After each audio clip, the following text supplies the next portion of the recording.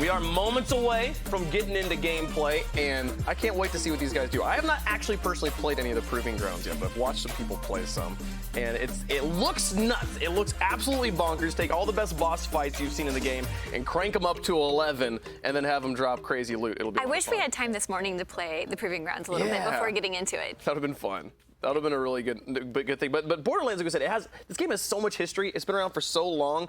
You both each have like your own versions of history. Brittany, you have a unique history with Borderlands. It's little. Can you explain to people your history in Borderlands for people that aren't aware of who you are?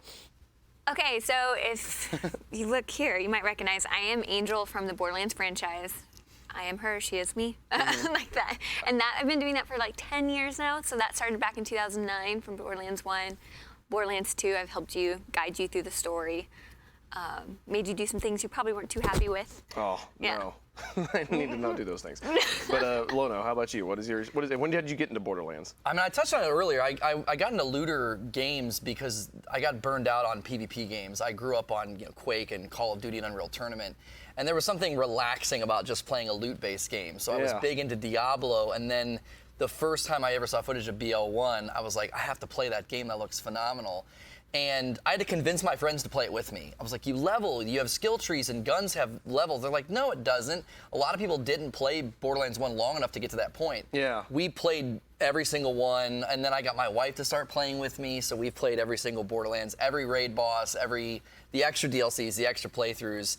I love the starting over. And we'll be covering those as we make our way through it. But we try out different characters. I haven't even got to try all the characters in Borderlands 3 yet because there's too much to do. I'm taking my time. I'm going through slowly. Yeah, it was funny. In preparation for this show, I was like, I gotta beat the main story. I gotta do that just so I can like save it. And I rushed through it, and like it felt good. You got a lot of like gratification out of it. I did finish it, but I went to the office the next day, and I was telling people about that, and they were like, I don't even want to play the game that way. I want to just enjoy it as much as I can, because it is a game that it has this like ebb and flow of action. You get into a boss fight, it's crazy chaos, and then you can like chill once you beat him, sit there and look through all the loot, go back to Sanctuary, sell some stuff, pick up a dumb side mission where you're like killing rats on the ship for a second, and it's pretty simple. It was so interesting the way I got into Borderlands. We had an Xbox at this very hurry up and wait job. Oh no, we lost a poster. A poster fell down. We had this job where you just had to just chill, and we had an Xbox there for while we were chilling, and Borderlands was one of the games we had. And I had always heard good things about it, and I was like, screw it, why not? I'll play this game. And I popped it in, and it told me to pick a character, and I picked Lilith because she seemed coolest. Because she's the best. Yeah, she seemed awesome, right? Wow. Pretty good. And over the course of like 6 months of just like an hour here, an hour there, I beat Borderlands 1, and it was crazy to me after playing through most of Borderlands 2 and then all of Borderlands 3. I had no idea how much that little decision of picking Lilith, that was like such an offhanded decision I didn't give much thought to, how much that would like make the game more meaningful because of how important she is, which isn't much of a spoiler. Like she is right there at the beginning of every game that you're playing. Yeah. So yeah. They do a good job with that. I mean, they introduce characters really early on, and they're still present even now. So when Tannis shows back up, she has some of the best narrative elements in Borderlands 1 if you really want to get some story. Because the story doesn't make a whole lot of sense in Borderlands 1. A lot of people were really confused. Where is the vault? Why didn't we get loot? But she had these little tapes you could go find. And they had such good narrative influences there was like a dark story going on in the background of what happened with her. And then she's in Borderlands 3 crawling out of like a skag on an operating table and everything else. And I don't know. My wife was playing with me, and she's like, I think her and I would get along. Like she likes how she's like, don't take this as a conversation where we're going to talk back and forth. Tannis has become one of my favorite characters, definitely in Borderlands 3. Oh man, I cannot wait for you guys to find out what else happens with Tannis in Borderlands 3, folks. But we are ready to get into some gameplay. If you see something today that you think is particularly special, clip it so we can use it as a Twitch Rivals clip of the day. Use the hashtag Twitch Rivals in your title. It helps the people in the back to find which clips they think are cool and which guys you thought were cool, and we want to feature some. So we're ready to play the first Proving Grounds mission on Mayhem Level 1. Now, one thing I want to talk about while these teams are jumping onto these maps, they were all given accounts that were at level 50 on each of the characters, and they all came with a starting kit. So every one of these teams is actually going to be starting in kind of the same place. But it's a looter shooter, so as you play through these missions, you're going to be picking up loot, and you're going to be able to spec out your kits differently. So while the teams will start in the same place, they will kind of end up in very drastically different places. Also, you can see some of them are doing this right now. None of their skill points were distributed. They need to build their builds at the beginning. So this will make it definitely more special and unique to this competition too, because they are able to make this their choice. Like, sure, they're given this character, but they can build it how they want. So I think we'll definitely see something different with each team. And it looks like Eddie Monster, I mean, he even has a class item that's going down into the Stalker skill tree for Flak, which is one of the stronger, I think, influencers of what's going to happen here for speed, because there's so many different crit bonuses you get on this character. So it's going to be interesting to see how much they are going to lean on certain characters' abilities, and I mean, damage is going to be a huge factor here. Yeah, we can jump on and check some of the other teams. Looks like there's a full green Moe's build.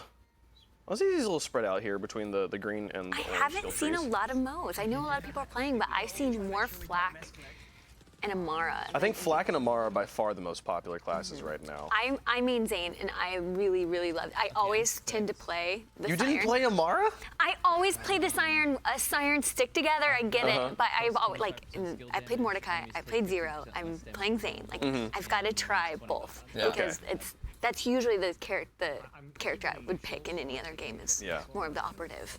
She's probably the most different version of a Siren they put in the game. I mean, Lilith was very evasive and could go invisible in the first one, and then in the second one, Maya was very crowd control, and now Amara is all aggression, getting up close. That was so interesting, because I remember when I played Borderlands 1, I played with Lilith, and I loved building the sniper build. I was like, oh, I'm gonna hide, I'm gonna be long range away, I'm elusive, I can get away and then hit you from range. And I was like, oh, I'll play Amara, because I'll get to do the sniper thing again. I was like, nope, she is like a shotgun, get up in your face brawler. So let's go have a team actually competing. Now, the timer is a little bit small, but you can see over there kind of where your achievements are, or the mission objectives are, where it says kill all enemies, and you have the other kind of subsequent objectives with the plus. Underneath there is a timer. It says currently 29 minutes and 11 seconds and counting down. If they were to beat it right now, they'd get 29 points. Okay. And so they are currently on the first map, which I believe is all Tink-based. Small, little, terrifying minions. Look like they're taking advantage of the upgrade you can do to Zane's shield. It's more of a dome, protecting them. They're all kind of dug in, working together. That's team synergy. I like that they all have to be on different classes. That's really showing off how much synergy you can have as a team to maximize both survivability as well as optimization for damage. There's a lot going to be going on if they're trying to maximize time, because that's the main scoring. I mean, that is the scoring factor that's coming into play here. So speed is going to be everything. Shane Hawk here. He's one of the what is it called? The artifacts that he has equipped, that comes equipped with the base Amara package that they're given. Has if your shield is at max, your next shot will do like 120% extra damage, but consume 30% of your shield, which is why the end of his gun's glowing right now. She's got a lot of shield-based stuff. You know, the higher your shields, can't you sacrifice health for more shields too? I think in one of her builds. To keep your shields as high as possible to keep those buffs going. Oh my god, shit, I got a poop thrower. Moses probably has the most specific super as well. I feel like a lot of the other abilities are complementary to your guns, and this you're in an actual mech. I mean, this is more of a full-blown super feeling element to the game. When I was playing as Flak, I'm constantly throwing out racks. It was more like a regular sort of rhythmic complementary ability, and I think that's one thing about Moe's that makes me kind of want to play with her. Well, it's just you're up in the action with her. Like, you are in there doing damage while everyone else can support. This is where I'm like, I love it. What is that? An anointed aggro Tink. That's looked like a giant Teletubby. It was terrifying.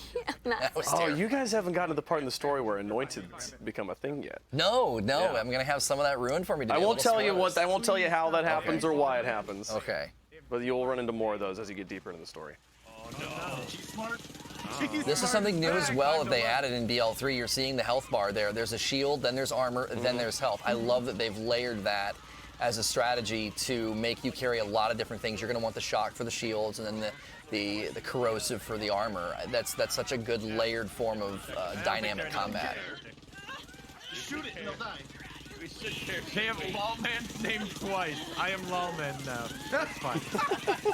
Welcome, brother. That's fine.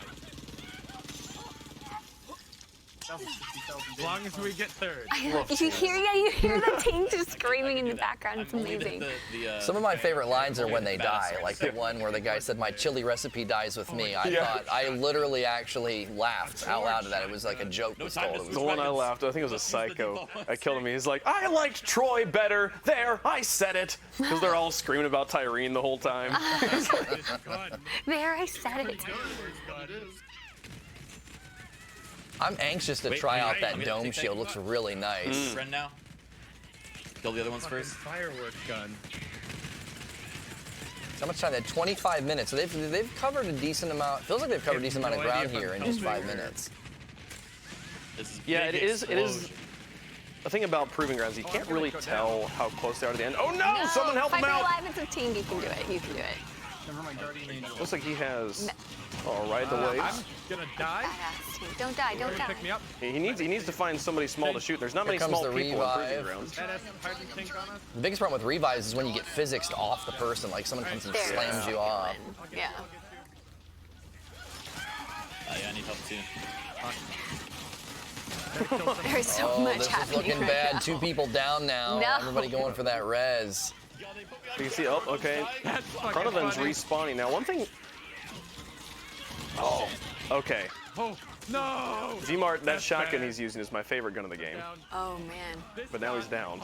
Now, I've not played this. Once they're down, can they come back in as long as one person's alive? I think as long as one person's alive, they can see that the teammates Get that second win. respawning there, but Mark, come on. He went for the And that's melee. what He went also- for the melee, and that was a mistake. He ran. He was in the middle of a reload animation and kept going for the melee, and it wasn't enough. Many survival bonuses now. I am someone I love to be able to use melee. I want to be right up in the action, and if I can't shoot you, I need to be able to stab you and do some damage. You would need to play Zamara then. She's Zamara got some, sounds like your I know. She girl. has some broken I know. melee builds. You would love it. Yeah, because Thane kills me with that. He's friendly now. Kill the others. Okay, so this is the same team, right? So they just went back to the previous this is area, all and now they're Team running Cricket. back in. Got it. Yes. Okay, they're running back in now, so that even if they die, is there an official wipe though if everyone dies? I've not played this yet. Let that set in. I think so. I'm pretty certain if everybody dies at the same time, well, I guess Resets forces the you start timer. over. Guys, we're only in Mayhem 1. Let's hope that doesn't happen. I believe there is also an achievement for, or like a prize pool we're giving out for teams, the team that gets the most perfect runs without dying. Oh. So that's something to factor in as well. Stuck up somewhere? Yeah, there's a guy back. I love that we're doing this. Like the game is so new. We're like, how does all this work yet? It's so fresh that. I also like that there's an end game to Borderlands. You know, something to do when you're all the way maxed out to really test your mettle. Okay, so I've received official wording that no, there is no such thing as a wipe. Okay. The only thing is you're just being set back. You know, less you're losing time that you could be. Oh, Team Sacral. It looks like they're a little. Are they a little bit further? Because Kill Fallen Guardian is checked, and they're fighting a Skag of Survival. I think they're further than the other. But yeah, no, you can see because you can see now they're on defeat the boss on the mission objective. So as opposed to just kill all enemies. Skag of Survival. I believe the first Proving Grounds map is the map of survival. The Trial of no, they're on the Trial of Survival. Yes. When he's going for a different, somebody's doing a different Zane build. They're not doing the dome shield. They're doing the shield that you put in front of you. I don't know how much of a difference that makes. I've not had a chance to try one over the other. I like putting down the shield in front of me, and then you can actually put your decoy behind it, and then everybody's kind of getting those extra buffs shooting through the shield together. Okay, go. Everyone out the menu. So funny. I would have definitely chosen to use the drone. But I do see that how in this situation the shield would definitely benefit the team a lot more. Well, and he's the only character in the game that can run 2 action skills, so you sacrifice your grenade for that. And I like that they did that because all of his action skills are good, but I didn't think any of them were quite good enough on their own. So it's nice to have 2. And they can definitely benefit each other. Right. But I do like having my grenades. Once you start warping around with your with your decoy is really, really fun. You can trade places with them. See them back in the holding before going into the next trial. So they finished Trial of Survival. Which I believe Trial of Survival might be the second map, so they might already be on the third map. So they're flying through because the timer just restarted. I mean, they're cruising at a pretty good pace here. Yeah. Or this is their second map. I'm being told they can do them in any order. Oh, can they do it in any order? Yeah, but so the way I saw it originally was that you had to go in through the one gate, but I guess I See, this is the one missed where something your there. pet looks exactly like the animals we're fighting. Yeah.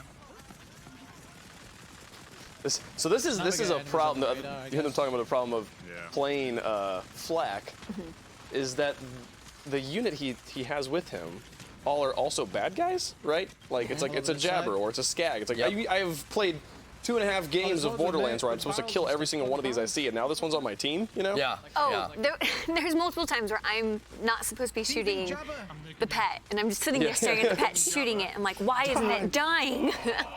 Well, and they make little noises, so you'll be looting and checking boxes and going in areas, and they'll be making their little growl noises, and you're like, wait, there's something here? What is it? Oh, it's just my pet. You have to adjust.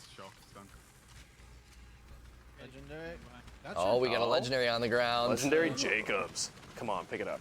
Pick it up. You know you want to. I love a good hand cannon. Dude. I actually think the Jacobs guns feel the most impactful in the game as far as when you're hitting the headshots and hammer, like, hip firing the hand cannon. It feels really, really good. The Jacobs shotguns. Oh. They clean up with headshots. They just hit like a train. Green, yeah. Yeah. Got nuke at him, Dead. No good weapons or anything. More behind us. So complete trial without dying is still there for some of these guys. So maybe that's an optional achievement. So I mean, some of these guys haven't even died yet because I'm assuming that would just disappear once you die, like if you have an actual I'm gonna keep pushing death. because then they just spawn quicker. Bahroo's already finished it, by the way. Oh. Completed it, mate. Well, the entire. All What of are you them. guys doing checking out other teams? I was like, all right. I was the They're leader. reading their, Right, they're reading their Twitch chats. They need to be focusing on the action. I would be interested in seeing how far ahead they are in compared to It was legit some of questioning the other everything teams, that we've but done wrong. we haven't seen Team Whoops or Team Gothalion yet. Yeah. Completely, mate.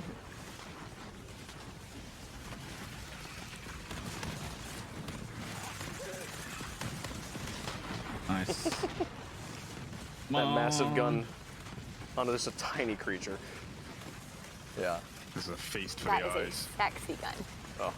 This is quite These are one of fun, the more. though. I like this area specifically because like the dinosaurs. They, some of the enemies actually feel like you're in Jurassic Park. I like that element that they added with the diversity of enemies in Borderlands has always been a big plus for the franchise. 70 minimum. What's your favorite gun 17 FPS. manufacturer? 70. Minimum. I think in Borderlands 2 I always loved a good model line. They felt good. The SMGs felt really, really fast. And in this one I think I'm trending towards Jacobs though because they feel so good. Do you have a favorite? I was going to Explosive say is really probably good the same against thing. these guys. Right now I have a lot of Malawan. I'm waiting to find a really good Jacobs gun. Yeah. But if I could choose, it would be Jacobs. I was telling Lono earlier. Every time I pick up a rifle in this game, I'm just fingers crossed hoping it's the elephant gun. Like they bring the elephant gun from Borderlands 1 back. It's one of my favorite guns in any Still waiting game. for the gun that shoots hamburgers. Yeah, I haven't found that one. Yeah, where's the hamburger gun? Mo's going into their super here. Their action skill, I should say. We play so many different games. Some games it's an ultimate, some games it's a super. It's an action skill in Borderlands, and we should probably call it that and not call it a super. I might play too much Destiny, I think. Valkov and COV for me. Yeah, what do you guys think about the COV guns? Because that's kind of the new class of weaponry, right? Yeah, they overheat. There's no reloading. They just burn through your ammo, and they can be really, really strong. The one weird downside they have is they all have like a very long draw animation because they have to like pull the gun out and then like pull the crank. It's the one that I've had so far. Yeah. It's like one that I keep just to be like, look at every once in a while, but I don't actually use it. Is it the one you get from Mouthpiece? The boss, the like dubstep gun? Yep. That thing's so great. I was so sad when that was like I out-leveled that gun. I like them. They're a good replacement. I think they're basically supposed to be replacing the bandit weapons from Borderlands 2. And I like them. They definitely have their own feel. And the times that I've used them, they're really strong. That is true, though. The ready animation's interesting. You get it out and have to almost like rev it up. Yeah. You almost have to use them each individually to overheat them, because the overheat, the animation to cool it down is like different on every gun. It's cool. Yeah. I've had ones where like you fired it, and then the way you, like the cooldown or reload animation was, it pulled out a squirt gun and like shot it at it, like to cool it down. Yeah. All right, 24 minutes left here on the Trial of Instinct. Nice. Well played. Here. There's a definite tension to like there's Borderlands players. They want to loot. They want to look at the loot and pick the loot up, but they're also trying to kill enemies and keep things going. All right, and this team with Sacriel still, yes. You can see that they've been using all very high-powered weapons like machine guns, automatic rifles.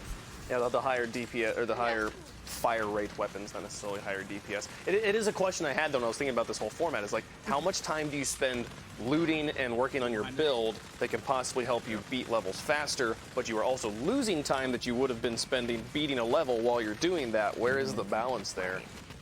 And which teams will spend more time on what? Armored ones. Yeah, if you weren't in a competition and time was about to run out, you could always count on that thing in Sanctuary that's like lost loot. It'll like spit it out for you. But in this, there's definitely a pressure to keep things moving and going to the next area and sticking with your team, because there's a big difference between when everyone's focus firing a badass. You know, it goes down a whole lot faster than if somebody's by themselves. Nice. Behind us, on me. Good loot. Yep.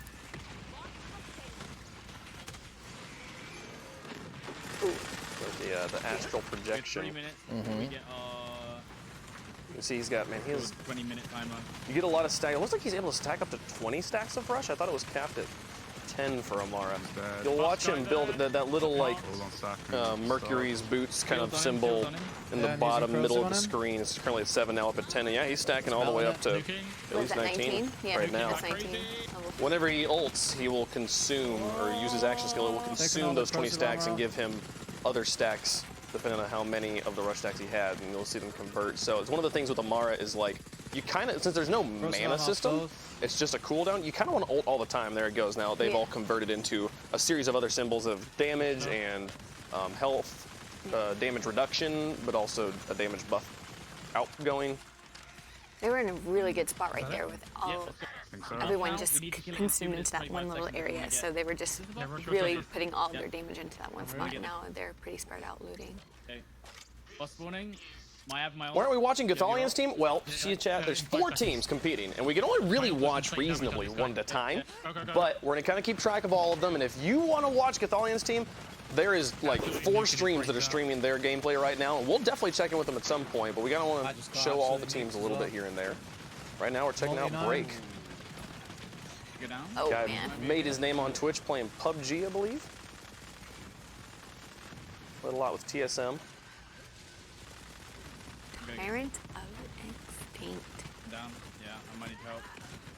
I think I destroyed That thing's terrifying. It is terrifying. It's like belching mud. He's 1 HP, he's 1 HP. It's one thing about the enemies I've always liked. You sometimes have to change your tactics and your strategy because of the way they move and the way they attack. It's very different fighting bullymongs or stalkers and psychos that just rush you. It's you have to move around and change your tactics. You can't dial in, one attack way.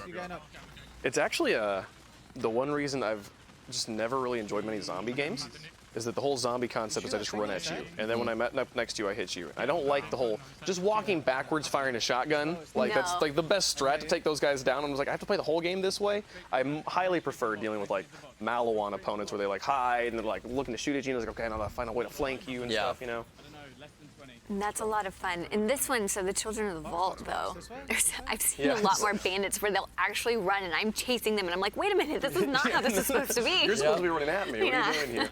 As they complete the Trial of Instinct there, so now 2 finished, I believe, for Break and the boys. Legendaries, holy They're looking to loot.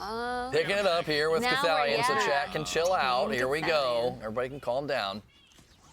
Looking over some legendaries here. Look like they just finished as well. That shield, he equipped it there. It was like almost double the power. I think he was at 7,000 before, now at 10,000 shield hit points.